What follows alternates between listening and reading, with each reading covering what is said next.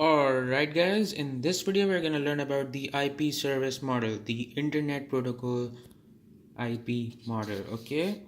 So we have these four things. We have application, we have transport, we have network, we have link.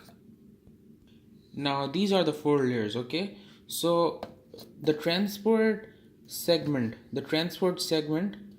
goes into the IP datagram, and this whole thing and this whole thing goes into this whole thing.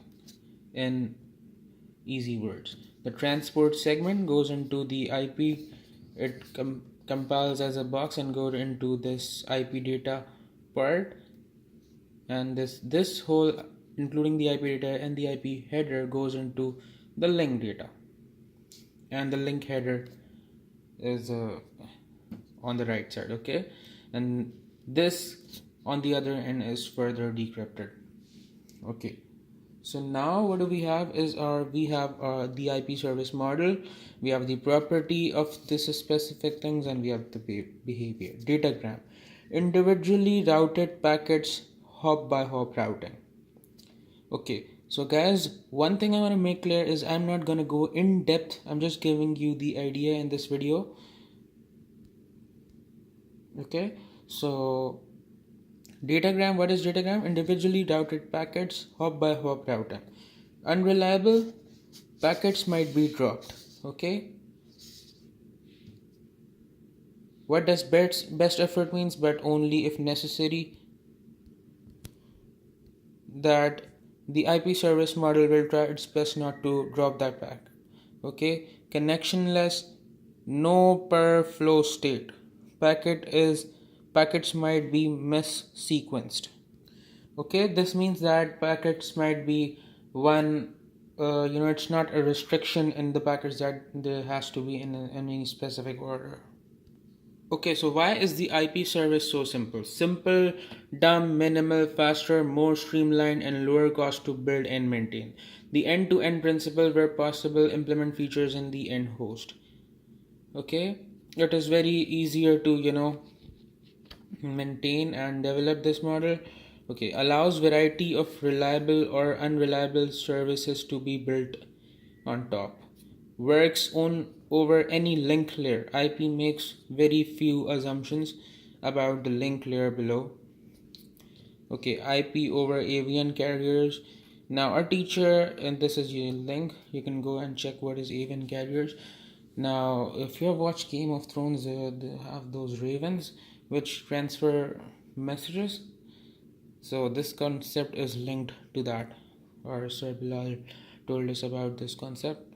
So you can even I have to go through and look what are avian carriers. Okay, so we're gonna get through the details of the IP service models. Tries to prevent packets looping forever. Okay, now if a packet is flowing and by somehow it does not reach to its destination, so it's not gonna loop forever. Will fragment packets if they are too long.